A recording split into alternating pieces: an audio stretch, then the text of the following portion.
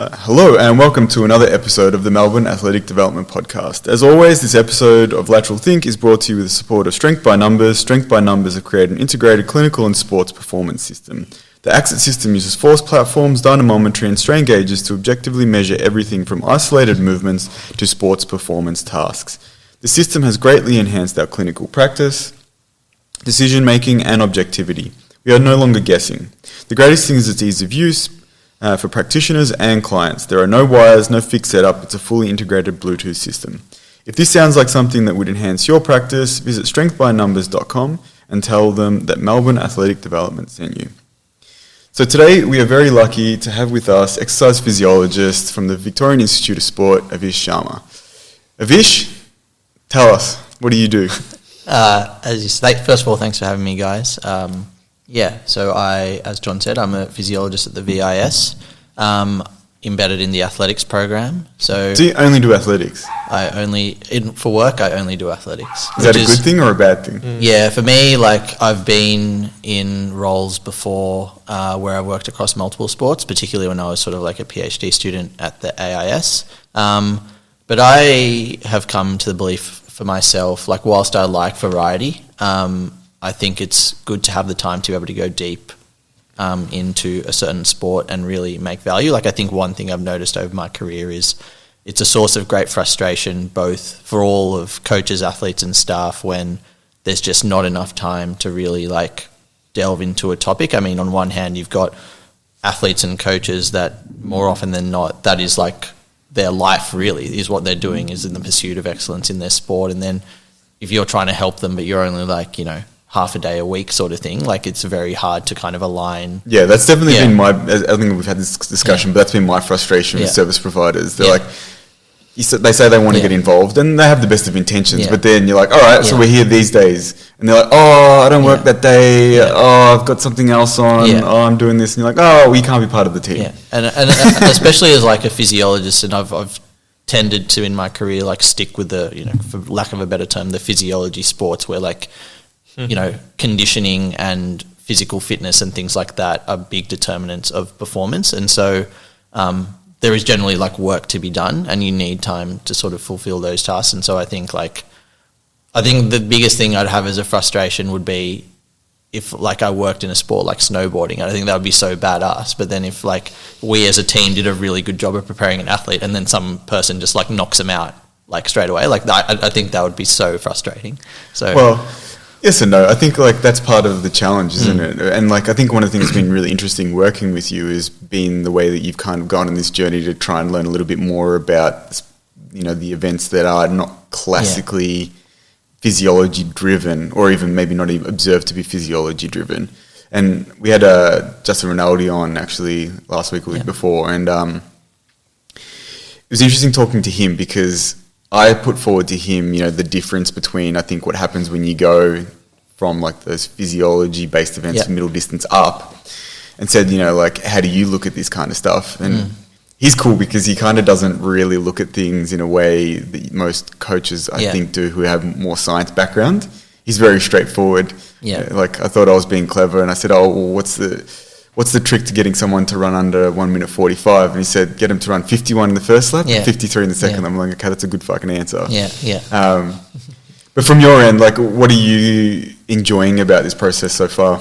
My move to Melbourne was it was almost, so a bit of background, I'd been at the AIS for a few years doing my PhD, which was in athletics and very much in What was it on? It was I think you have told me. I'll take a bit of a segue here. I think no. I will tell you. Are you going on a tangent? It was in altitude training for runners, but I think the thing that I enjoyed the most about my PhD is that I think most research is, and hopefully I get this the right way around, is research is designed in a way to lead to practice that is research based or research informed, whereas I thought what I did was actually research that is practice informed. Yes. And I really enjoyed that because essentially how I explained my PhD to people is taking ideas that coaches had been employing for 50 years of altitude training and just trying to explain it and see what kind of came out. It's interesting you say that, obviously we have a shared colleague in Tudor Bitter. Yeah.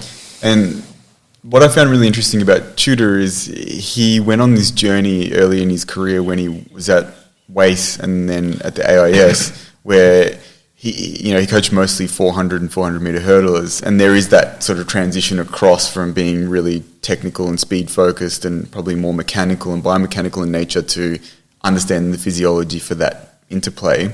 And he said, like, one of the first things that when he did have access to these services was asking the physiologist, all right, tell me what this session actually does, because I think it does this, but I don't know that it does that. And then they'd measure and he goes, like, it doesn't do anything like what you think it does. As in, like, he didn't think it did anything that he thought it does, or? So, like, say, for instance, like, you might do a session that's, you think is highly anaerobic and is really good for developing, say, lactic tolerance. But actually, when you actually measure, say, someone's lactate during, or their blood lactate levels during the session, it didn't follow what he thought it would. Now, I didn't ask him specifically like what that looks like, but he was like, okay, that makes me realize what I think I'm doing is not what I think I'm doing. And I thought that was a really interesting thing, because I think one of the cool things about working with someone like yourself is you kind of get to pull the curtain back a little bit and go, okay, what's happening underneath the hood? Yeah.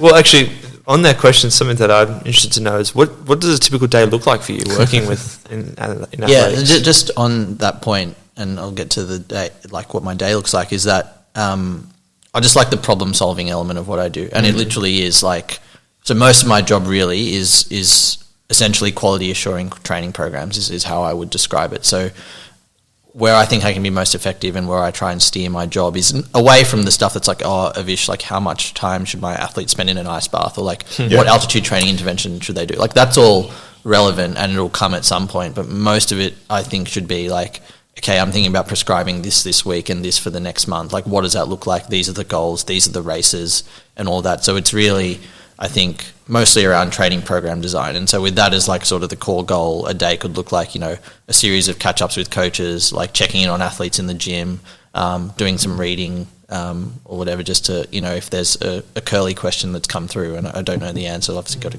go try and find it. So yeah, that's kind of like the main structure of what I do. Do you do a lot of testing in the lab?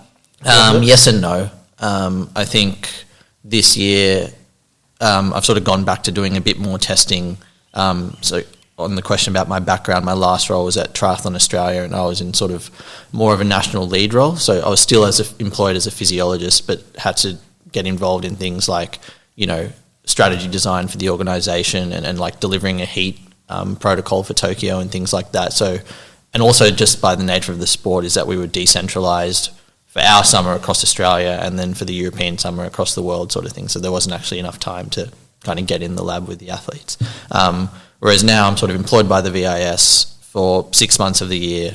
The athletes are mostly in Melbourne and mostly, within close enough to the VIS it's actually practical for them to come in. So I have been doing a lot more testing, and that is one thing that sort of, I guess, feeds into, my process and of like helping the coaches and trying to explain some of the things that they might ask me about, training. I was going to actually, another question I was going to ask is sort of similar to yours. Do you find that a lot of coaches have good intuition about when they set a training program, this is what they think they're working on and actually it is? Absolutely. Yeah. Like I think I've been quite lucky. Like I've worked, predominantly the sports I've worked in are swimming and athletics when I was in Canberra, then triathlon, and now back in athletics. So, and I've been fortunate enough both across Paralympic and Olympic to work with some really, really good coaches that I've learned a lot from and hopefully impacted them as well. And I think like, to me, coaches, they're in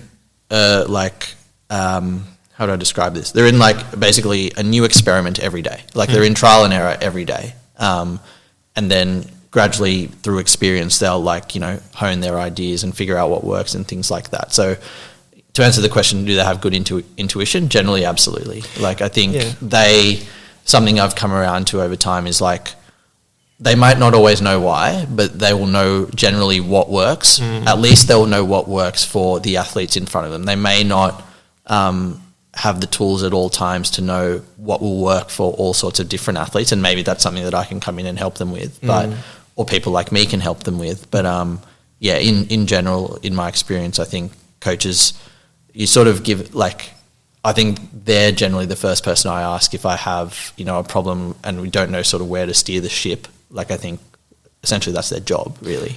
Yeah, so when you say they're always in trial and error, is that more about understanding the individual athlete and how they respond to different training stimulus, or is it more related to how can I actually continue to improve the performance of my athletes? And so I should probably clarify that point.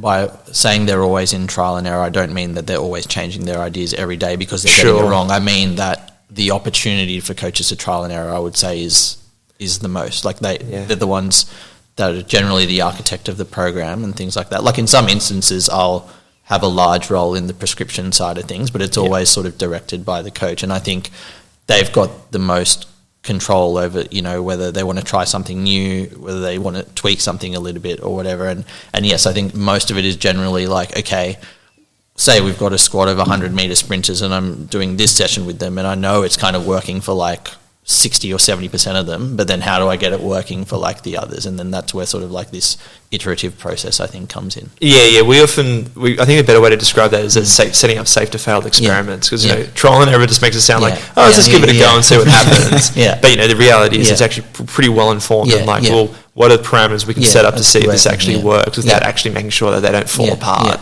In your experience, what do you think are some of the features of the coaches that get that right, that understand what that process is about? Because I think one of the clear things that coaching has taught me is to get really comfortable with being uncertain and being willing to, as I said, we talk about safe to fail, but like run these little experiments where you're generally trying to pass out what, as you said, is good for that individual who maybe isn't fitting in that general model that you've maybe developed for, or system that you've developed for your athletes. I would say in terms of, and I'll try to keep this general so it applies to few different sports, I would say the two traits that I would think would be fearlessness and like humility. So fearlessness in the sense that it's not that like you're like, I don't give a shit if it's wrong, but it's like you're not, that's not a limiting factor for you. Like you're not being conservative, basically. Fearless in trying to try something new, and then humble enough to realize that like your secret sauce, someone else has probably had that before, and it's like, just because it's worked the one time, it doesn't mean it's going to always work and things like that. So it's just about like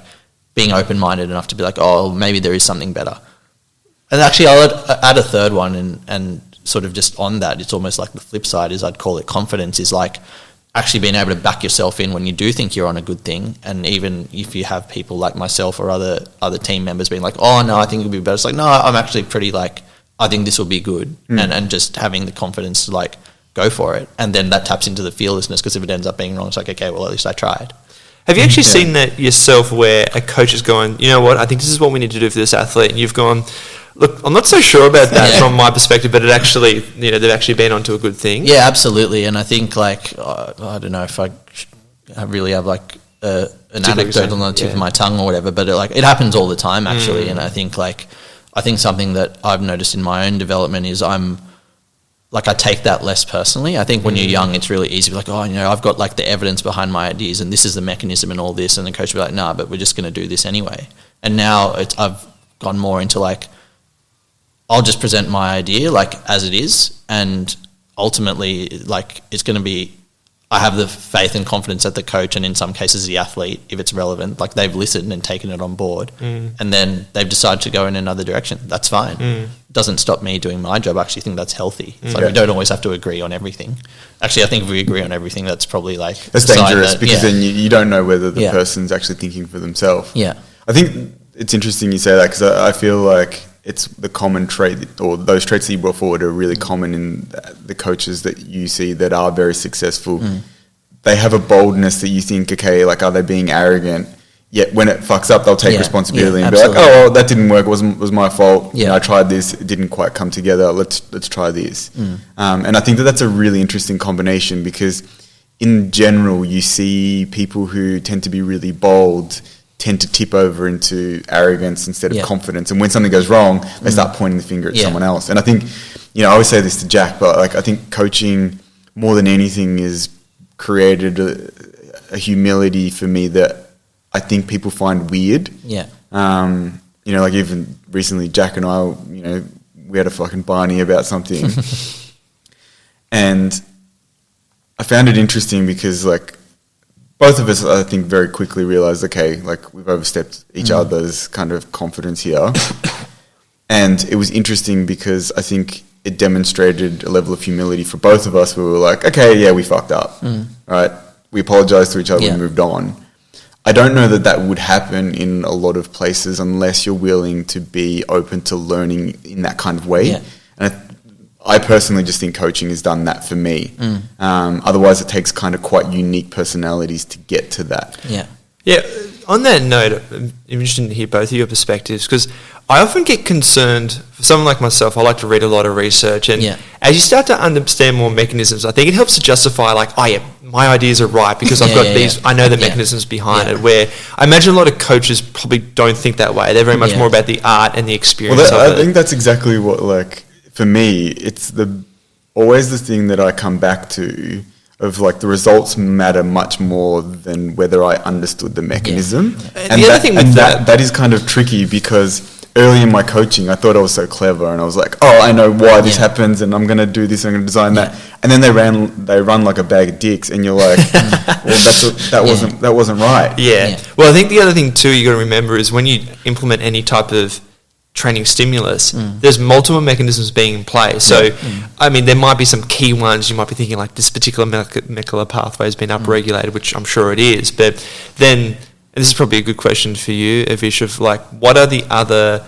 systems that are being involved? And do we also run into the issue of if we're only thinking about, say, for instance, training stimulus and not all the other factors that determine someone's performance and recovery, do we run into issues and limitations? Yeah, well, that's the thing. It's like when you can measure something, you think that's the important thing. I was just going to say, like, I've had a few like kind of, I don't know if this has been the same for you guys, but I can almost like, if someone were to ask me what are like the 10 most influential moments in your career, I reckon I could actually do a half decent job of kind of trying to articulate them.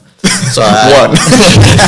Actually, you can do it. I'll be bloody impressed. We'll see where it takes us. No, but this one that I want to share is sort of this thing that came from a scientific angle around like being holistic. And so it was one of my colleagues who was one of the first physios that I worked with, and he was telling me about this sort of breast cancer research that he happened across, and it was something along the lines of like, this research team found that there were something outrageous, like 100,000 or like 1 million risk factors can actually like underpin breast cancer.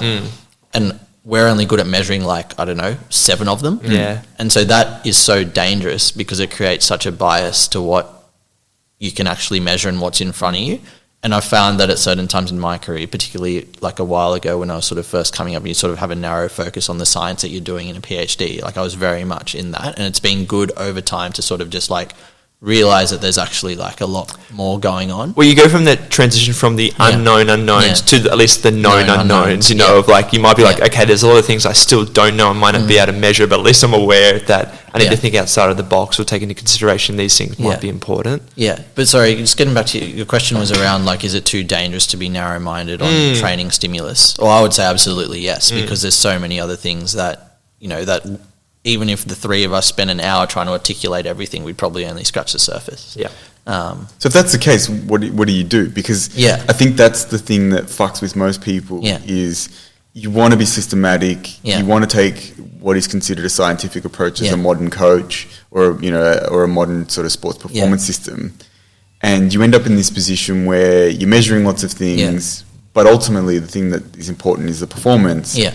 And as we've just said, it's made up of so many things. So how do you actually attack that? And from your point, how do you help, say, coaches and athletes get that message across? Yeah, I think what I articulate my role as is to either increase certainty or to reduce uncertainty. And how I do that is by kind of just putting in a basic framework of like, all right, these are some fundamental physiological and scientific principles I think that apply to training.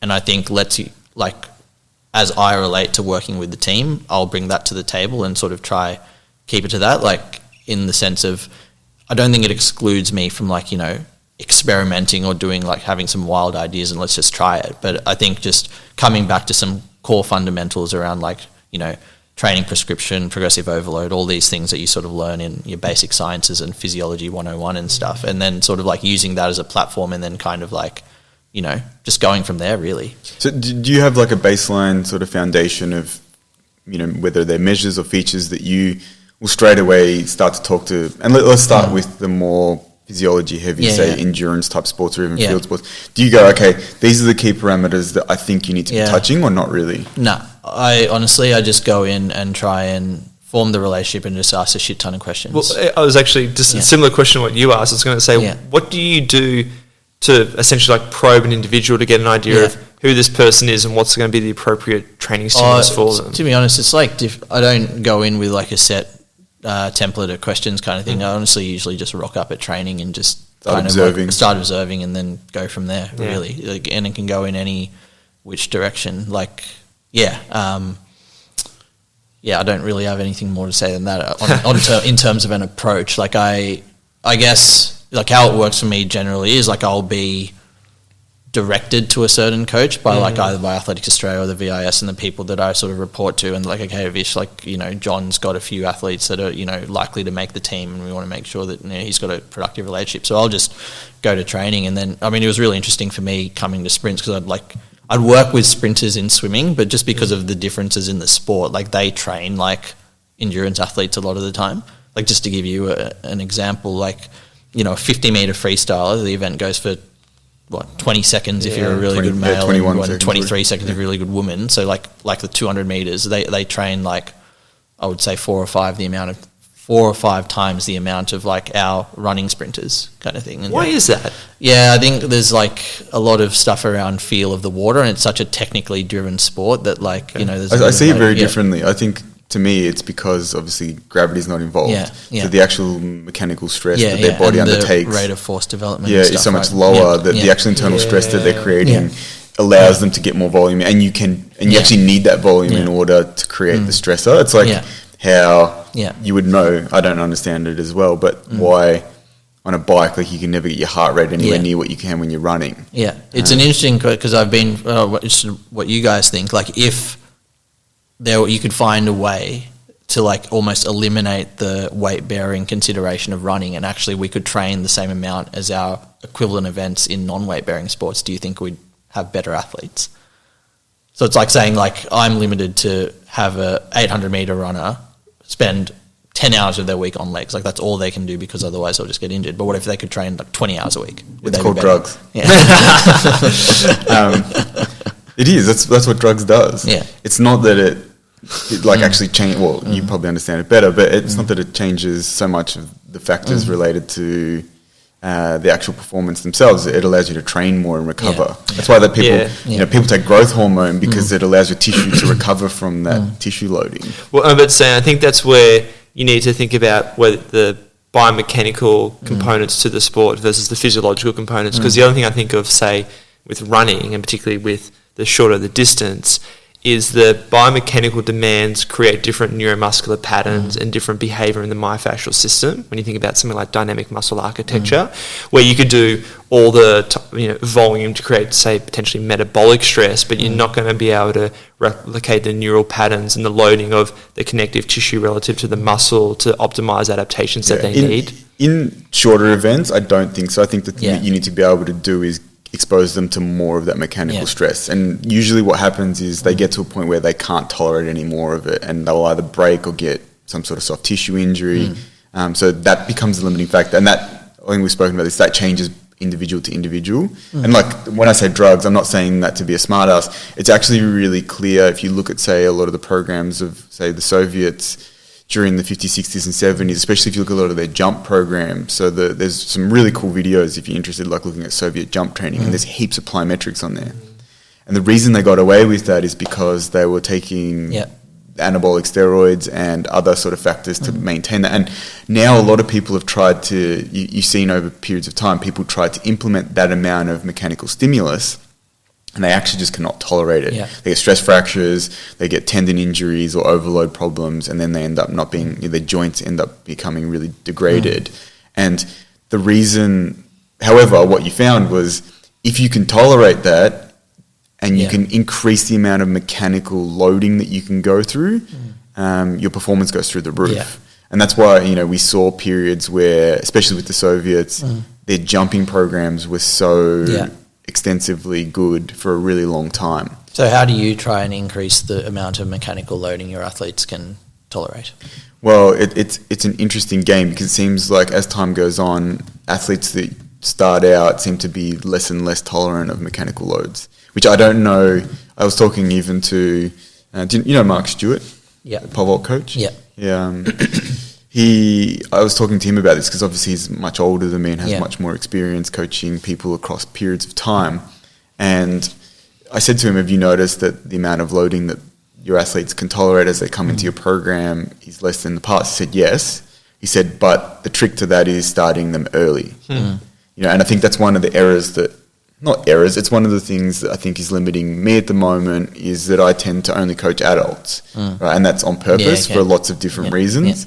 But I think ultimately if I'm going to be able to have success, I probably need to consider starting with 13, 14-year-olds where you start them at a very low level with some of this mechanical load and increase that over time. So during that like really highly adaptable phase, they actually tolerate ground reaction forces more and more. You know, you deal with all of my athletes on a day-to-day basis because you're part of our team in terms of, you know, the healthcare side of it. And as you can see, there's such a vast difference in how much mechanical loading some of them can take. Yeah, massive. You know, like even if you take, you know, my wife Kendra, she can tolerate way more mechanical loading than some of the athletes that I have that I've only been with the last couple of years because the coaches that she had when she was 12 to 16 actually did a pretty good job of exposing her to a lot. Now at the time you're probably like that was a lot of training and maybe there were dangerous and deleterious effects of that. But you know, like completely touch wood. Yeah. You know, she's 33 years old. She made her first games in the Olympics, her first ever international team at 31. Was running personal bests. She ran personal best 2 weeks out from the games. She doesn't have any joint injuries. She's had a few issues over the years with like tendon injuries and like overuse type stuff. But right now, like there's nothing physically in any way that limits her training, right? And I think that, you know, both of us have to be very grateful to the coaches that she had in the past that actually exposed her to quite a reasonable stimulus of mechanical loading, right? And those are features that I think if you do slowly and you do them early, we have that adaptability as, you know, a complex biological system. Actually, speaking of which then, John, just going back to your question, have you found anything or do you know of any of coaches using any other type of training stimulus to build maximal speed, you know, apart from actually being on the track? Is there anything that really has translation, do you think? No. Yeah. Well, no, I don't think so. I think, and you know, this comes back to exercise classification and everyone, I think we've spoken about this heaps of times, but the person I think that's documented this the best is Bondarchuk, you know, and he's got his books. Some of them are translated pretty poorly. If you want to look at some of the stuff, Derek Everly's done a really good job along with the guys that are at Hammer Media have done a really good job of kind of translating Bondarchuk's work. But essentially, I don't know if you've seen it, I think, and the images I think from a physiologist from the UK named Tom Crick that they did during the period where they were getting ready for the 2020 Olympics. But it's the triangle with like competitive exercise, special development exercises, special preparatory exercises, and then general exercises. And you categorize your exercises based on that. And that was all based on Bondarchuk's research where You took me through some of that stuff. Yeah, he did surveys actually of thousands of Soviet athletes trying to look at correlations between their level of performance and, say, task. We spoke about this before of like what transfers and what doesn't, you know, and it's really interesting because even, you know, his sport was hammer throw and he coached 3 consecutive hammer throw gold medalists, drugs or not drugs. He still sort of he coached, you know, Yuri Sadiq, who is still the whole world record holder for the hammer. And really pioneered even a lot of the technical side of things. But one of the things I think he did was the organisation of training into a much more complex approach and something that looked very heavily into, well, does having a 200 plus kilo back squat, does that transfer to performance for throws or not? Does it transfer to sprints? Does it transfer to distance? Whatever it is. And that was really interesting to see. And you can still, like, even now, you'll be able to find them pretty quickly. You look up the correlation tables that he's created, and there's a correlation up to a point.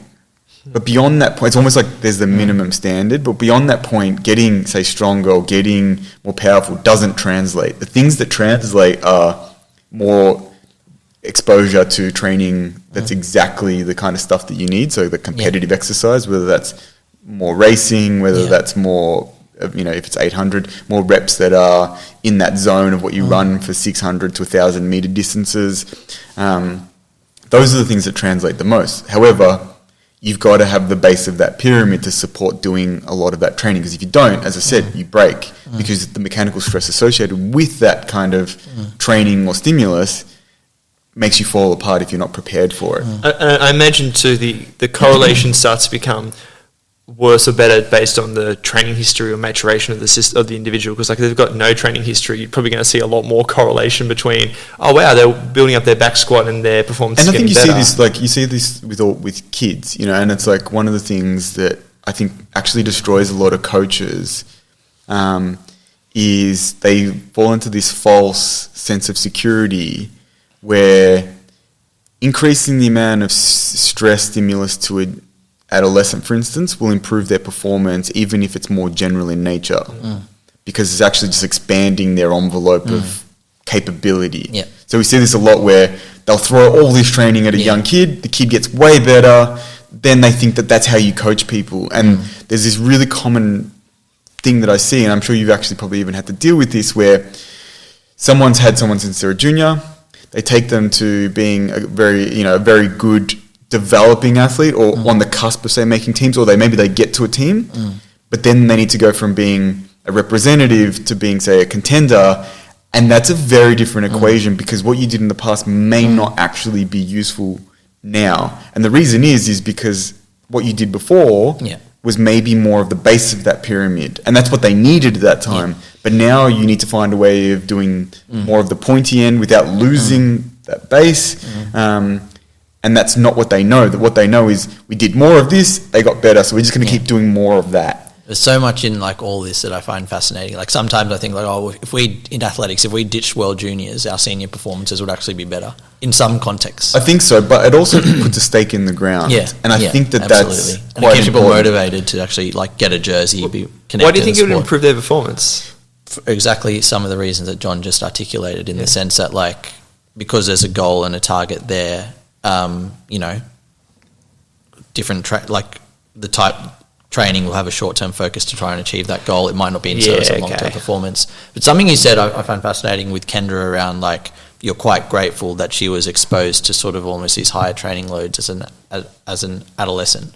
There's something that we grapple with a lot when I was at Triathlon around like, because it was almost like the inverse that we were looking for, these like, you know, really physiologically gifted athletes that actually came from a really low training base, because then you knew it was on like talent, and then if you just were able to like kind of increase their training like slowly, it depends on what age, depends on what age they are. I just find it in the endurance sports, I think like that's the kind of the general way. But then on the other hand, it's like if you look at the typical training volumes that athletes need to do as senior athletes to be successful, like what's the optimal way of preparing them for those the years? It's the Ingebrigtsen model. For guys that are interested in that, like Ingebrigtsen's been training almost like he has since he was, well, particularly you know, the one who's doing really well. Obviously, he's got a couple of older brothers who were very good as well. But the dad, you basically sacrificed the older two so that he could get to. Was it failing safely? Safe to fail experiments. And you know, now they're at a point where they've got a guy who's in his early 20s. He's already won Olympic gold. He's won Europeans. He's won worlds. He's not that far off the world record. At some stage, I'm sure they're going to try and attack it over 1500. His interview at Worlds after he lost the 5K and then won the 15 is like one of the most surreal things I've ever seen. I didn't see it. He was just like, he was on Lectron, I think, and he was just like, how did you win, Jakob? And he's like, I was just better. It's like, so what did you do? I just ran faster than the other guys. And it was just delivered with this like, you couldn't tell if he was just being like an arrogant jerk or he just had like, I think it was just he had such self-belief in what he did. And like, it's like, well, how do you explain when you lost to Jacob Whiteman in the 1500? He's like, oh, I just made a mistake and I didn't run fast enough. Like, it was almost like he was talking about JR. It's like, you run 51 and you run 53. Like, sometimes it's that simple. And I think that's the thing that, you know, with someone like him, it's very, very obvious, because from the age of, say, 10, he's been training like an elite athlete. And I think one of the things, and this is, I'd be interested to get your opinion on this. I have this argument with people all the time because I think that there's so much. Are we about to have this argument? No. We're not about to have an argument. I think you're smart enough not to go down that path. But fall down that trap. Yeah. One of the things that I think is really interesting is people, I think particularly in Australia, but I think it's all over the world, get enamored by talent. And one of the things that I think is actually a talent is the ability to tolerate training. Yeah, 100%. We don't respect that. We respect the person that on the surface has done stuff all and comes out and can perform. But often they're the people who, when you try and input some of that training, they actually don't have a lot of growth. Yeah. So you're talking about like more the ceiling that they have as opposed to the psychological attributes, or I guess both really? No, I'm talking more about the ceiling. Yeah. Like I'm talking physiologically. And I think you put this into context too, like you talked about having that difference. Have you seen much of the work of Gregory Meyer and Avery Fagenbaum? No. So they're youth resistance training researchers. They're the guys that usually write the position statement for the NSCA and all that kind of stuff. They're really well respected, say, in the strength and conditioning world, particularly for adolescent and youth, neuromuscular performance development. And there's a really cool paper that Meyer's the lead author, and it basically shows that the earlier you start neuromuscular training, and what they mean by that is, strength features, items related to, coordination and, say for instance, exposure to resistance movements within the gym, plyometrics, jumping, all that kind of stuff. The earlier you start that, whether that be pre-puberty, during puberty or post-puberty, essentially sets your ceiling for how much growth you're going to have. Right. So if you start that earlier, your ceiling is higher than if you started during puberty versus, after puberty. And I think this is one of the things that we often get wrong is we'll get someone who turns up really late and we go, they've got lots of ability, but they actually haven't been exposed to their growth. Their ceiling is not there. And I think that's one of the things that's, to me, is interesting because it also highlights as well the one key feature that we see a lot talked about with specialization, which is, I think, one of the reasons that people do really well when they've come from, say, a multi-sport background is that their neuromuscular development has kind of, it might be broad, but they've expanded it, and it means that their ceiling is there. I'm almost starting to shift towards the opposite view of, like, if you haven't done stuff, I'm worried that you don't have much growth. Yeah, that's really interesting because I like that, just a simple phrase around, talent, but in terms of training tolerance, because I think, as you say, talent is more often thinking about psychological traits, like these athletes that are like really just like they'll run through the brick walls and things like that.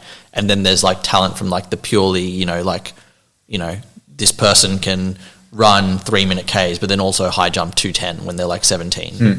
And I think that tolerance element is like almost... It's like the bridge almost. And I think that's something that a lot of people don't look at and they don't think about. And I think, as I said, people get so attracted to talent. That, there's that 17-year-old who can just come out and do it. But it doesn't always mean that they've got the growth in them. I think it's a really important thing, and sort of just making my brain tick as I am talking to you guys right now, because like I still think... I know I used to say it in triathlon a bit. It's like the athletes that win are still like the best athletes, and I don't mean that in the sense that they're the ones that come first, second, and third. They're the best in terms. I still think they're the most talented.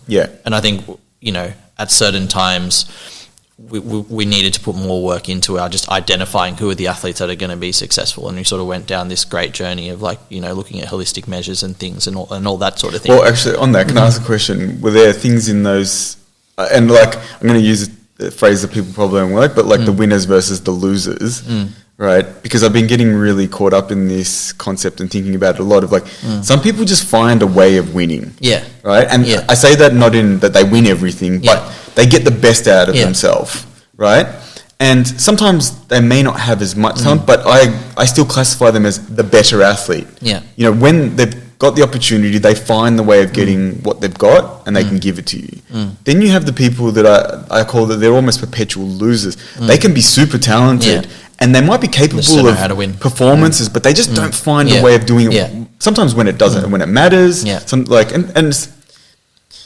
I I think there's, I know that in preparation for this, we spoke about like potentially psychological features, and I think that they're intertwined. Yeah. But I'm really caught up in this kind of concept because I think there's something about those measures, and I wonder if the stuff you guys are looking at with those holistic features in triathlon, did that bring anything up? Yeah, definitely. Like, I mean, as a physiologist, like talent ID and talent selection was not an area that was immediately like familiar to me. So I did like quite a bit of like reading and research and talked to a whole different amount of people.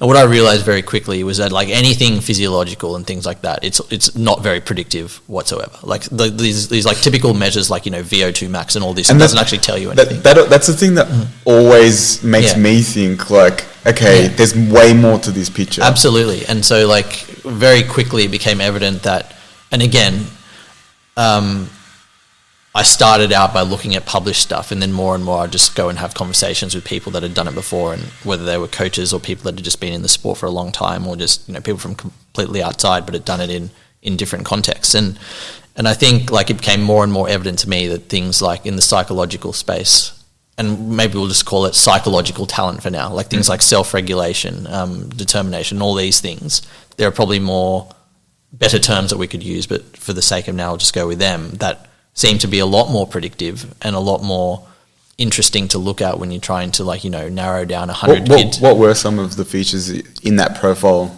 I think mostly self-regulation, at least in the published research. When you say self-regulation, what are you talking about? Like, I think the way I interpret it is just like, you know, and I'll use a practical example, is just like the ability to like sort of self-analyze, assess. So if you've done a training session, like what went well, what didn't go well, setting yourself goals and all in that space. I'm probably not doing a great job of articulating it, but to me it's just around like, it's almost around self-accountability and ownership, but also being able to like frame up your own goals. Like a practical sense is like almost an athlete just writing down notes in their diary about how their training session went. Do you think that this relates to their general understanding of, you know, like self-analysis and as people, or do you think it's different? I don't know. I think it's that's a really good question, because I think like at some times I thought we kind of went down this idea of like, oh, we need athletes that are like students of the sport, and I was like no, but sometimes like athletes, like they could even not really know that much about their competitors and things like that, but they still go out and kick their ass. Like I don't know. So for me it was just like, just almost like a type of self-awareness about where you are. I'm talking more about self-awareness. Yeah. We spoke about this last week of talking about subjective versus objective measures for looking at performance, and with all the looking at the literature, subjective always outperforms objective measures when you look at, you know, physiological, immunological, whatever it is. Yeah. And I know looking at some of there was a systematic review published in 2016. The lead author's name was Saul. Yeah, I know that one. And if you look at some of the subjective measures that they use, a lot of it is like regulating emotions, because obviously people get angry or sad, but how much you can regulate that so you don't actually have a negative stress response from it. I think one of the big issues you have with people who have, say, I don't know how you describe, maybe low emotional IQ or self-awareness is emotions can get the better of them, which creates quite a negative stress response, and therefore their ability to recover or even the inflammatory response from the training stimulus is much larger, and therefore takes longer to actually This is actually making me think that like we should potentially, like, and again, this is my coaching brain ticking on, but like potentially do we put people through a course of almost self-awareness where you're like, okay, what are the traits that I know that I typically come up with, and starting to understand, well, actually I do emotionally get upset by my performance, therefore maybe it's important that if that happens, I can recognize that that's happening and then change what I'm doing. Because I think... Because you can ruminate on those negative emotions for a really long time, which actually doesn't serve a good purpose. Well, as you said, it's going to lead to a really negative stress response. You know, and that negative stress is not going to lead to performance improvement. No. You know, if you're carrying that into the next week of training or the next few weeks or the next competition, you're not going in, with the mindset of like, how do I nail this? You're going in with the mindset of like, I'm a piece of shit. Well, and the way I look at it too is stress is useful because it essentially provides a signal to the system that it needs to adapt.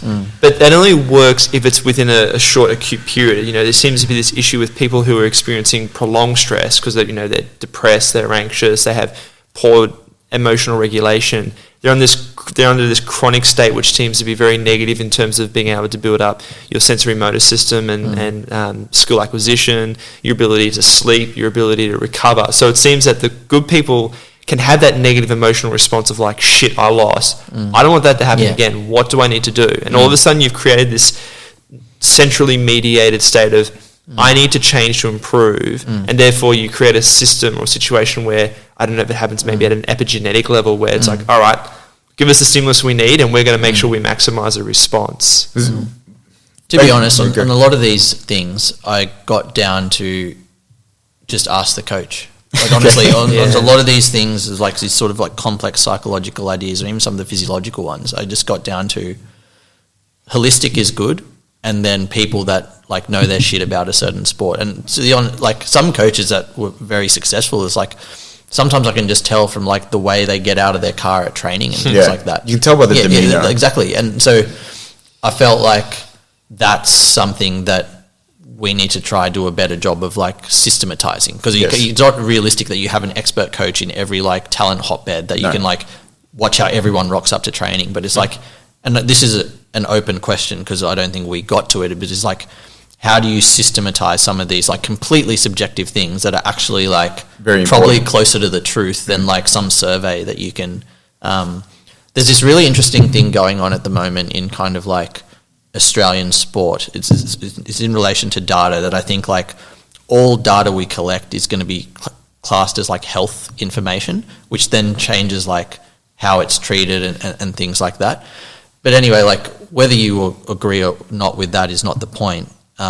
Personally, I think we sometimes fall into the trap of collecting way too much information and not doing anything with it. So I'm actually really interested to see what happens. But anyway, in reading some of the documentation around it, there was just this one or two sentences that I found really interesting. And it was like, we feel like in this like age of like all this information, we're forgetting about the ability of humans to distill complex sources of information into simple things. And I know there's like, AI and stuff that's coming along that can probably do that as well. But I think like that just that line, like ability to distill complex like inputs into a recommendation, like that's something that we shouldn't lose, and we shouldn't try and like, we need this like objective questionnaire where, and actually if you ask a coach with experience or knowledge, like they'll just be able to tell you. And more importantly too, if you've got some questionnaire, it's quite impersonable. So how someone reads a questionnaire, so it's going to be very different to going like, how you doing today? And actually 100%. Getting an idea of what's their body language, what's their eye contact like, what's their tone of voice. It's funny you say that because, the discussions that I have with Tudor, one of the things that we talk about is, funnily enough, like one of the things that often tends to be a huge factor in when someone has good performances or even like a good period of training is, like, are they generally quite happy in their life? Because if they are, you tend to get good results that come out, which on the surface seems like such a simplistic and kind of almost naive way of looking at it. But I think it comes down to exactly what you're saying of like, if they're in a state that means that they're able to absorb stresses, as you mentioned before, Jack, they're probably going to adapt to their training better, even if the training stimulus is not perfect. Well, an example of that is I remember on, I think it must have been Monday, we'll give you context, Saturday evening, we went to a wedding. It was one of a runner who used to be in John's track squad, and so a lot of John's track athletes are there. And I remember talking to one of your athletes earlier this week, and they said on the Sunday their mega wave readings were like the best have actually ever been, basically ever. And part of that is because she was at a wedding, had a really good time, really enjoyed herself, and so obviously that social component to it had a big impact on having a positive stimulus on her neural system. And I think that just really highlights what you're saying here with being holistic. Of you can't just look about the training stimulus or just the objective measures in themselves, because you're missing sometimes the bigger picture. And more and more as my practice has developed over, like I've been doing this since 2013, like more and more as my practice has developed, I've like looked outside and of my discipline and kind of just tried to get the bigger picture of like, where does this actually fit in? And I was part of a workshop the other day at the VIS, which I thought was really interesting and a good thing to do, just about optimizing our performance teams. And a comment that I made was like, if you were to like hypothetically try and write out the job description of every member of a performance team, to me, the coach is really the only one who's in their job description would be to like look at things holistically, because they're the only one to me that has to like rank at a certain point in time, rank like physiology below nutrition but above psychology, and like, you know, between biomechanics and this, whereas like a good practitioner will have some awareness of that, but it's actually not my job to try and work out like the time, I think like where it kind of like sits. It's such a good point, because it's something that I think I've really struggled with, as I said early on in this talk, with service providers that aren't necessarily thinking that way. Yeah. And it's like, I'm trying to say to them, well, I'm thinking about 10 different things at the same time. They're thinking about one and trying to tell me that's the most important, and it's because it's the thing that you look after. Yeah. But understand that, like, in my priority list, you're number 7 at the moment, so just calm the fuck down. I think it's an interesting balance, because, like, I think, like, I've just gotten to the point now I just kind of, like, ask the coaches directly, like, how they would like me to operate, because I think, like, if I say just started 100% of the time thinking in this, like, sort of hierarchical way, then I feel like I'm kind of already watering down something that, you know, you might end up watering down. So it's like, I think it's important to keep like... It's not even, I think... watering down is the wrong way to look at it. They're not even in order though, really. Like, they're all there. And I think we've had this discussion before of like, they might be broken into those different, say, systems, whether, as I said, nutrition, biomechanics, you know, physiology, whatever it is. But, and we've spoken about this when we've spoken about complex systems in some of our other talks, but it's like you have these big rocks that are going to be the influences on, you know, the emergent pattern or the emergent behavior, and your job is to work out which ones do I want to amplify now, which ones do I need to expand over time, which ones are really important for the signal to be really clean for performance. And it's not that any one is more important than the other. It's just that you've got to make sure that they're in somewhat level of harmony. And I think some are going to be more important than other at different times. Yes. That's the other thing. It's very dynamic in nature. And that's like, I think that's the challenging part, especially as you've got someone potentially who's developing and you're looking. The challenging part, I think, in all performance is getting the balance right between the performance right now and the performance in the future, and how they interact. Because, like, I'm happy to say it here. Like, I'm struggling at the moment a little bit with this concept where I've really put in I've tried to build a number of those rocks over, say, this pre-season for a number of athletes, and I think that we've done a really good job of that. But if we were to go and actually measure what their performance is right now, it's not that great. However, I think that these things create the foundation for when we amplify them, we're going to get. However, if you can't get a reasonable level of performance out of them now, potentially psychologically you lose them for the future. And the reason I bring this up is, you know, I put it in the questions that I sort of sent through as maybe some thought stimulation, was around belief. And I know you and I have had this discussion before, but how much there is an interplay between the psychology of belief and the physiology that creates. Can you maybe, like, I know you've looked into this a little bit. I'll just say, like, if there were big ideas that I've kind of learned more about over my time, like, I think this is one of them, in the sense that, like, now it's almost something that I would put like, if you can find an athlete that, again, is in a program where, you know, there's some good principles being applied in training, they're kind of good at self-regulation, all this, and then they just believe in what they're doing, I think, like, you're onto a winner. And I can't sit here and explain, like, mechanistically why that is. Why but not? I think I've just don't know. But I feel like I've just seen it enough times, kind of thing. There's just, like, something about, like, I definitely would not call it, like, blind faith, but just something about, like, tell me which way to shoot and I'll start shooting. And just, like, that kind of almost, like, mentality and just kind of belief in what they're doing, I just think it can be, like, so strong. Like, it has really influenced my practice. Like, I think, so for example, at Triathlon we did this caffeine study. Like, everyone knows caffeine works, and we just wanted to find a way to kind of, like, essentially just optimize what each athlete was doing pre-race that worked for them. And it just came down to, we literally just got 6 different types. So, like, you know, no dose, like strips, gum, like Red Bull, whatever.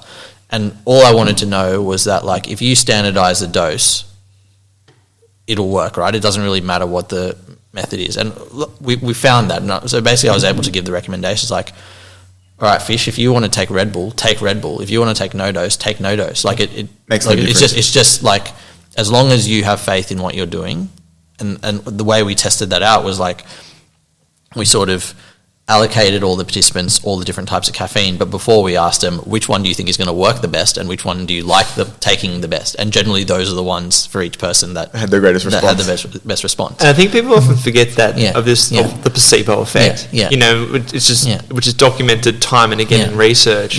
And thinking of it as almost being like a negative thing, we actually realised actually you can use this to your advantage. In real life performance, it's like I remember at a conference once I'd presented on some of my altitude stuff, and I think someone was sitting next to me and was like, oh, that's like a great presentation, but like, how did you control the placebo effect? And I was like, I didn't. I want them to believe like in everything that this is about. And more importantly, it highlights that psychology influences physiology. Yeah, absolutely. And you know, if you just dismiss that, you're actually missing a big piece of the puzzle. And in my practice now, like I've gone from kind of like making sure there's a really solid evidence base for something working. Now it's almost flipped. It's just like, I just need to have enough confidence that this isn't doing any harm. But as long as an athlete like believes in it, well then what? Like if a good example I come back to is like compression. Like it's probably not probably. It's definitely not the thing that's going to like put you over the top in terms of like performance, right? But some athletes just love sleeping in them, spending like 22 hours a day in them and things like that. I know it's not going to be negative in any way to their performance. So it's like, go for your life. Yeah. Like I think that's like my thoughts on recovery science in part are very, very much shaped by placebo and belief effects and things like that. One of my close colleagues at the AIS, he did this really awesome study where he basically just came up with this idea that he tried to blind ice baths. And the way he did it was he essentially had three conditions. So the ice bath condition, the thermoneutral condition, and then a thermoneutral condition where he told the participants that he essentially put like some recovery like tonic in the water. All it was Vaseline. I've read Vaseline. I've read this stuff. And like it came out exactly the same as the ice bath in terms of recovery. And I just think like stuff like that is so cool. Yeah. And it just goes to show that like, provided that there's principles in place around the interventions that you are adopting, belief's often the thing that's going to like make it really go over the top. All right. Here's a question that I wanted to bring up because I've gotten interested in this and Jack tells me that I'm an idiot. But there seems to be a high proportion of high-level athletes that are spiritually religious. I was hoping you'd ask this as well. And they have, you know, as you said, they have a level of spiritual faith. Yeah. It seems in some ways to be disproportionate, and maybe that's just because you're taking note of it as you're seeing, you know. I was going to say, no one's ever going to report an atheist athlete winning. Because it's like... It doesn't mean anything. It doesn't, exactly. It's not obvious, right? And that's probably the case, because I'm sure it probably still is the majority. What effect do you think that has on things like belief, and does it interact with this kind of level of belief in your, say, performance or training? I don't know. Like, I feel like... I would guess yes, because I think there's something to be said for like, you know, I hear in certain interviews, like post a really good performance, like an athlete will say like, oh, you know, all glory to God. And I feel like that's in itself, it's almost like outsourcing the responsibility in a healthy way, because I think there's this underlying belief that like, I can train really well and all this stuff, but in the end, it's all down to my faith. Yeah. And I wonder if there's a way of like harnessing that in a good way, because it's like you're not so like caught up in like being like totally responsible. And like we said something earlier that I think sort of around like the emotional regulation, and you don't like dwell on something for so long. Like I wonder if there's like a link. There has to be, because when things go wrong, a lot of those athletes you'll say, you know, oh, it wasn't in God's plan. But, right? And as someone who's not religious, you go, well, that sounds ridiculous. Right? But I think, as you just mentioned, like potentially that allows you to move on quickly, because you say, yes, I didn't perform how I wanted. I will obviously, if it's in, again, and you do the opposite thing, you go, if it's in the plan, I will work out how to solve this problem. To me, it's kind of like a bit of horses for course, because as I said before, like I think it's a bit of a like, it's a false thing, because I think there's by the statistics, there'd be more atheist athletes than religious athletes, and they still do well. It's just because. So I just think it's like you need things in place that make it work for you. So if like an athlete that is religious kind of goes down this sort of complex of like, okay, it's all part of God's plan or not part of God's plan, like I think that clearly works for them for whatever reason, in the same way that like an athlete who's non-spiritual or non-religious, like they'll have things in place that work for them, and it might be related to like them actually taking full responsibility for everything. I don't know. Well, I actually look at it as they're both kind of similar because they both believe in the system that they're involved in. And I feel like for religious people, perhaps one of the advantages they have is they believe in something greater than themselves. So there's that openness to going like, I am capable of so much more. Where if you're an atheist, you still believe in the system that you're involved in. Like you believe that I've done the training, therefore I know I'm the best and I'm going to win. So it's still that similar outcome of I believe that I can achieve this. I almost, as much as it sounds silly, I have been thinking about the concept of, say, religious faith as almost like a toolkit that is similar to doing, say, psychological training to learn how to believe in something that's, say, greater than you, or believe in something outside of your own control, or have the ability to accept those things that you can't control. And for that reason, I think that they take that skill set from their religious practice into other areas of their life. And it's not that it gives them an advantage or not, it's just that it's another tool that they have in their bag of things. You know, it's not going to be, as you said before, I don't think it's the thing that separates them from one or the other. But if it's something you have in your toolkit that you have the ability to believe in something that's removed from you, that you maybe don't have control over, that potentially is a tool that is beneficial for you in some 100%. Aspect of your performance. I think this like higher power, greater power thing is really, really interesting. Like Swimming Australia did something super cool a couple of years ago in their like relay stuff. And it's like the simplest experiment, but I think it's fascinating. Is essentially swimming's real easy, right? Because they like don't tell them that. No. As in, it's easy to do controlled experiments because of the setting. I thought you said you're making out the sports. No. The sport's very, very difficult. But essentially, what they did was they had athletes go off with like 100-meter time trials, easy to measure, easy to do, nice and controlled. Then all they did was they put them in, gave them a bit of recovery, then put them in 2-up relay teams and did the exact same thing, and just compared each athlete's split when they were swimming for themselves versus when they were swimming in a team. And then they just went and picked the athletes that split faster when they were swimming in a team, obviously correcting for like the flying start and all this stuff. But I think that is so interesting. And what were the results? Were there a lot of people that did swim faster when they were swimming? Most athletes would have swum faster when they're swimming for the team. Swimming for the team kind of thing. I mean, there would have been some athletes that swam faster for themselves, but then that just like reveals you, like it's not a like, you know, a definitive fact, but I think that would make me ask curious questions about like, why did they swim faster for themselves as opposed to a team kind of thing? And I think like that's the sort of thing that I'd be, if I was putting teams together, that's the sort of stuff that I'd be looking at as wanting to like, you know, have a discussion about. Because it's not just about yourself, then it's about other people. You don't really care. Well, I'm sure they do care if they let down themselves, but then if they let down other people, it actually affects them more negatively. After the Rio Olympics, Swimming Australia brought out this guy called Frank Bush, who had been the head coach of US swimming for a number of Olympic cycles, and it was really, really fascinating because, again, at the point that I was in my career, I was coming in expecting to hear about, we've got this like U-Butte taper and like this great altitude training, all this stuff. And all he talked about was just like these very methodical processes of how they just build a team culture from like so their selection trials like 5 weeks out, and like it's all these activities they have in place to just build the team in the interim between their trials and the major event. I find it fascinating. I think I've told you, I noticed this when I was over in Tokyo looking at the swimming team and how cohesive they were.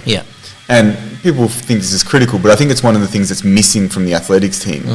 Right? And I don't know whether you're involved in that process at all, but it's something that I think that if they added, because within the athletes themselves, I think that there is a very good culture, right? And there is team cohesion, and people really like each other and they support each other, and that was really nice. Like that was one of the things that I thought was the most noticeable between Australia and other countries in Tokyo was there were a lot of athletes coming to watch the team on days when they weren't competing or if they'd finished compared to other teams. right? And, you know, people were making signs and doing all sorts of stuff, and just being rowdy Australians, which was great, right? But the thing that was interesting is not a lot of that was being driven from necessarily the performance team. And there's some really good people in there now, so I'm interested to see whether they start to build more of those team cultural things, because it's, in my mind at least, and I'm naive, I haven't been involved long enough to know, so I apologise if anyone sees that as you know, just ignorance, but I don't see that we've ever had a culture like that in the same way that I saw with the swimming. I've been involved even shorter than you, but I think that's, I don't know how, maybe because I grew up playing team sports. That's always been my orientation, is like, what can we do? To me, it's almost like free time, really, as in free time that you're trying to improve your performance by, because I think like these cultural elements, sure, there's no mechanistic explanation for it, but creating a good environment to support performance, that's got to be a good thing. Like I think there's some good evolutionary explanations for it, because you know the fact that we are social, individual social animals. Yeah, and I think like, and it's even just little things, like, again, trying to draw back on stuff that I do know. Like there's research out there showing that like if you warm down in a good mood with your colleagues, like things like the cortisol response and the hormone response are way different as compared to if you get like a roast from your, like, you know, straight after a poor performance or something like that. And I think, all of that, to me, it just points in the same direction around like how we should try and create teams and environments to support, you know, what we're doing. Yeah. All right. One of the things I wanted to ask you is, and this probably, maybe we're talking about it now, is like, where do you think innovation is going to come from in performance? Yeah, I think got two answers to this. One sort of like... apologies if you can hear noise. Some jerk is doing some trade stuff outside. How dare they on their Sunday? One sort of more scientific and one's kind of less so. So the scientific one is, I think, the innovation will come in individualization of training. How do you see that playing out? Yeah, it's a great question. Like, I don't necessarily know if it's like because we're getting better at sort of measuring things through like things like wearables and things like that, or it's just like people are just getting better at making decisions or coaching as there's more knowledge to like draw on. Yeah. But that's where I really see it going, in the sense that like like anyone who's been, whether they're a coach, a physiologist, a physio, whatever, anyone who's been working in the same environment for a while, that you should get better at making your decisions right, and you should develop tools, whether they're like, you know, formal things like being able to take more measures, or just through intuition and observation, that one thing is working for another person that may not be working as optimally for another person. And I just think, at least in my context within physiology, like there's been a lot more discussions within our network around like, okay, how do we move to the next step of like making sure every athlete has like the best individually tailored program for them. The other one, which I don't know, just because of my bias, I'm way more interested in, is just how performance teams work together. Yeah, and I just find that's big. I just find that really, really fascinating, in the sense of like, you know, where does each member sit? What is the role of the coach? What is the role of the physiologist? What's the role of the athlete? The way I think about it now is like, in a performance team, we sort of have this language in Australia, this sort of like athletes, coaches, and performance support. I kind of like reject that in a way, if I'm being completely honest, and I just would rather think of everyone in a performance team where, and it doesn't even have to be sport, like in our context, the athlete is the one that delivers the performance, but they could be like a musician, a ballet dancer, or whatever. And then the coach, again, as coming to what I said before, is generally the one that kind of like is a coordinator, like sets where everything fits in like the complex system and stuff. And then you have a variety of other, like a rotating cast that kind of comes in and out and like supports the performance. But again, like, yes, my role is to bring sound physiological principles to what I do, but that does not constrain like how I should impact the team. Like I'm in the fortunate position that I'm full-time in one sport. I work with a lot of my colleagues that are either half-time in one sport, half-time in another, or just their whole job is like 3 days a week. And so one of my roles is actually to like create opportunities for them to have impact where it's more important than for me to have impact. Because I actually think it'd be quite dangerous for like a physiologist to be at all times like the main voice that's in the coach's ear, just because I'm the one that has the time to be that voice kind of thing. And so I think that's an area of development that if done correctly, could be really, really interesting and quite beneficial for performance. Yeah, that makes me think a lot about, again, at this wedding that Jack mentioned, a colleague of ours who's physio and is now working in elite sport, and the environment that he's in is a really interesting one. He's not enjoying it that much because he said that the performance team culture and the coaching structure has become one about reducing injuries and creating availability. Yeah. And he's, even as a physio, his main point is, well, we're here to perform. Yeah. We're not here to have less injuries than the other team. We're here to beat the other teams. And he's not saying like we want more injuries, but he said like because the culture is one where everyone's so shit scared of someone getting hurt or the injury list and the injury numbers and the availability data, they're more willing to change training if someone pulls up poorly from something and they're tracking, you know, the rehabilitation data more closely almost than they are the performance stuff. And he's like, we're missing the point here. And he's like, I think the culture needs to change of one of like, he's not saying, you know, we just throw all the eggs at the wall and the ones that don't break, but he's also saying like, we need to be willing to push a little bit because ultimately what we want is performance. Yeah. To me, like I find, like, I don't know what the right terms are here, but to me, like, I still think the people that may be falling into the trap of looking at scrutinizing the injury data more, I still think they're trying to influence performance, but they're doing it in like what I would call like, it's just like a linear way. It's like the way I'm going to influence performance is by reducing injuries, whereas if you adopted like a complex systems way of thinking is like all these things that aren't really in order can influence performance at a given time. And so that's how it actually works in real life. I see it as like, you know, it's like the via positivity, via negativity thing. It's like you're thinking by taking away injuries that's going to lead to performance. Like a lot of the time it actually makes performance worse. Yeah. Well, it's this false, I think, idea that availability means that people will play well. Yeah. And just because they're on the field doesn't mean they're informed, doesn't mean that they're, you know, performing at their best. You guys would know this. If someone could show me like 100 papers that prospectively showed cause and effect between reducing injuries and performance, and we'd all be having a different conversation. Yeah. But they're all just like point in time retrospective analysis. Like some papers show, oh, this team that won happened to have like less injuries, but then where's the cause and effect? Like I just find that fascinating. And that's like this is where I keep coming back to this, like, this practice-based research sort of thing. Is I think, like, if you sit in a realm where a lot of people who came up as clinicians or practitioners and things like that, at some point in our career we sat there, you're just looking at the research. Like, it actually just doesn't fit what we're trying to do, which is, like, in a completely different context. Is like, I had a conversation with a colleague the other day around a student that we both supervise in a training camp thing, and it was actually discussed like, oh, we need the training program to look like this, and because even though you know, it's a training camp, the science needs to take priority.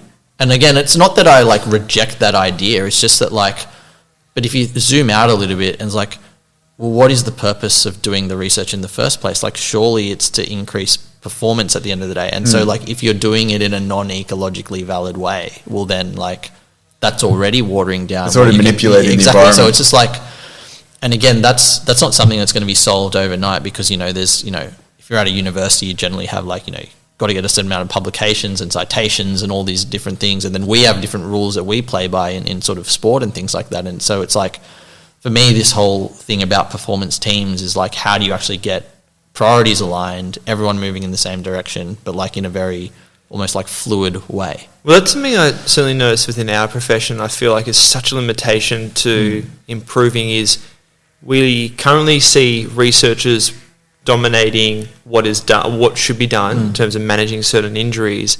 And part of the issue with that is researchers are not very good at communicating how their research fits in with the bigger picture. I find that's quite frustrating when you hear someone speak and they'll talk about their research as if that is the only research that exists. And it's really poor messaging for clinicians who don't know any better. But and with that in mind, there was a question I was going to ask you, you know, talking about like improving performance. In your experience, do you feel like in sports medicine, high performance teams outside of coaching that they're very open to being holistic with all the information you collect, or do you feel like there's a lot of pressure for you to be able to always justify what you do from a very scientific or research base? No, but in a word, no. Like I think, but then I would say I don't know whether it's because of the way I bring myself to a team, which is generally pretty non-adversarial. Like I still back myself into what I think and say, but at the same time, like my journey has led me to a point of like one of my philosophies is kind of like everything works and everything at a certain time can be right. It's just like finding out when the right time for that is. And so, no, I don't feel pressure that I always need to like justify everything.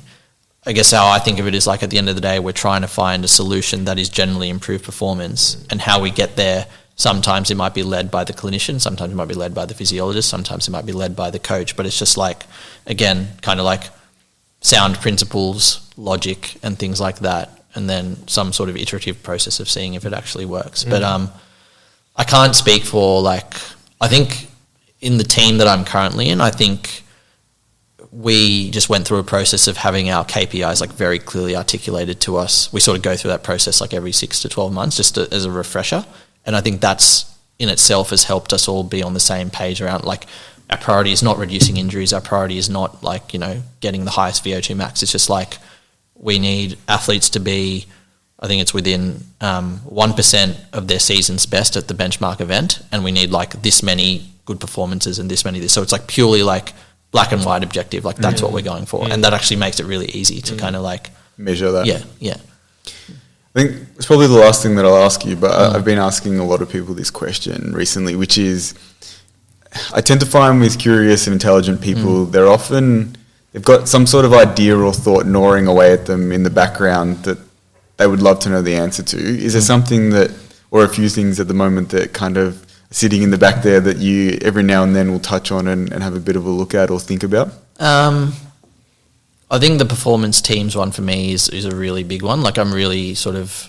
Well, on that, what are you looking at? What kind of stuff? I know you sent me some of that stuff that was from that Harvard review. I think it was from a Harvard article. Things like I recently learnt about a thing called like a leadership maturity framework. And so it was kind of this article from HBR like maybe 20 years ago. And it sort of like presented people as...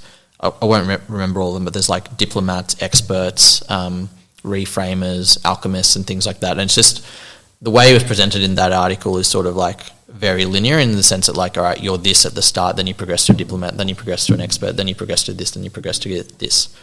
The way that it was presented to us in this course was around like, at any time you should have a really good leader will have traits of all of these that they'll be able to kind of like mix and match. Something that I am really interested in, and in my role currently, apart from like, when I get pulled into a workshop to like survey what the organisation thinks, I'm not in a position to influence it, but it doesn't mean I'm not interested, is that I think at the moment the way our teams are put together is like there'll be sort of some kind of like analysis done on the demands of the sport and things like that, and they'll be like, okay, we're talking about middle distance runners here, and so they're going to need a physiologist, they're going to need a dietitian, they're going to need like S&C, whatever. Because of the way the system is set up, and then in athletics, because most of our coaches are not employed in the system, they kind of either employ themselves or they actually have a job that's completely different and they're just volunteers. The coaches aren't consulted in that. And so generally, like I was allocated to John as an example. Like he had no say in who his physiologist was going to be. He was just like, okay, this is Avish, he's just started as physiologist, he's going to come work with you. Great. I think what would be really interesting, and I don't actually know how you would practically do this, is like looking at teams as not just complementary disciplines working together, but complementary like behavioural profiles and things like that. Yeah. And so like, I think we get along pretty well, but it would have been a disaster if we just like clashed the whole time and couldn't work together. But that's like... No, we would have told you not to come. Well, I guess that's also a pretty good outcome. But then it's also about having more people that would have the confidence just to say that. Well, I think you'd find that most coaches that are experienced enough are not going to have that problem. Have you found coaches that you don't really like? There are sometimes, like not so much recently, but there have been times where I've been frustrated, almost like. Well, I've been followed in like a blind Freddy kind of way. And I was like, no, I'd actually like to be questioned because I'm not certain about this myself. So I think more and more, like I think just because, again, most of the coaches I work with have been doing it for quite a long time, some maybe like, you know, younger like yourself and older, but that doesn't mean they haven't been coaching for a while. But yeah, I think now I've sort of got a good mix of people that are like kind of self-assured in their own way, but then... Well, it's funny you say that self-assured stuff. I think about this often about one of the things, and, you know, people can take this however they like, but I think the increasing visibility of, say, being, you know, politically correct is actually a major problem when it comes to performance teams.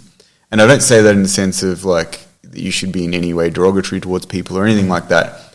But one of the things I think is really important in performance teams is total transparency. And sometimes transparency, or at least these days, transparency is often being interpreted as, you know, being rude or being overly direct that's hurtful towards someone.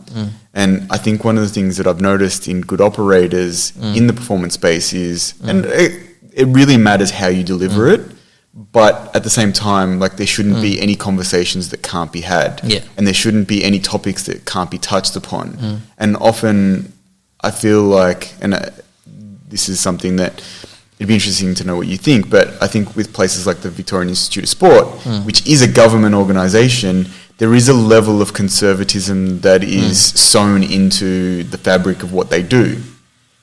And the good thing is there are good people there now, at least in the athletics program, and that's changing.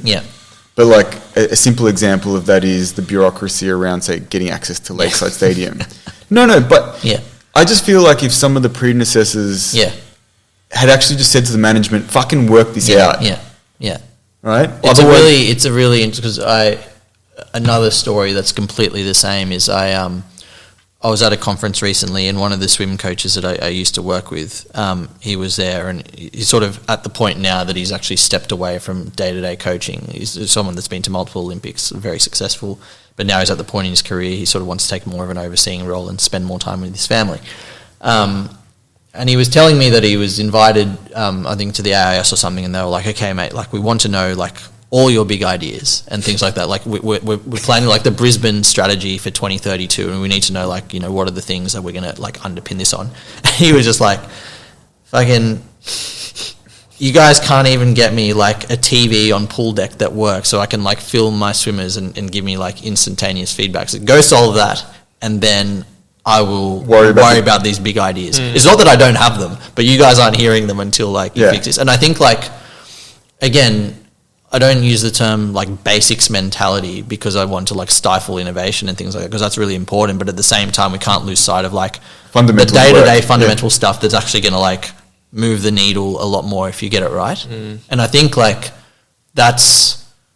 It's not sexy though, is it? No, it's not. But honestly, like, I think I've become more comfortable in, like, you know, even like I think about how I work with John is like, you know, you're pretty well read, you know a lot about a lot of different things, and sometimes I just think my role is to, like, kind of sometimes keep things on the straight and narrow and just be like, okay, what are the fundamental principles of this training prescription, and like how are we shifting the needle, like. And again, we're still going to have the conversations about, like, you know, a different rehabilitation technique for an athlete at a given time or a different way of doing things. But as long as we don't lose sight of, like, what's key. Yeah. And I think sometimes in this, like, again, if you think about Australian sport as like kind of like just like any other, like, capitalist industry, right? Like, you're trying to, it's all people in competition with each other. They're all trying to, like, make a profit or win. And there's limited resources. So it's like the stuff that stands out is going to get noticed. But, you know, is that always the stuff that's going to, I don't know. To drive the performance, yeah. Is there anything else that you wanted to ask, Jack? No, I'm all good. Anything you wanted to add before we sign off? No, I think I'm pretty good. There was something else I was, like, really, you said, what are you curious about at the moment? I had it before, but I think I've forgotten. We'll leave it at that. Sure? Yeah, no, it was like performance teams, but then... No, I've actually just forgotten. Next time. Next time. We'll definitely probably have you back on. Avish, thank you very much for your time. Thanks for having me, guys. Really appreciate it. Cheers.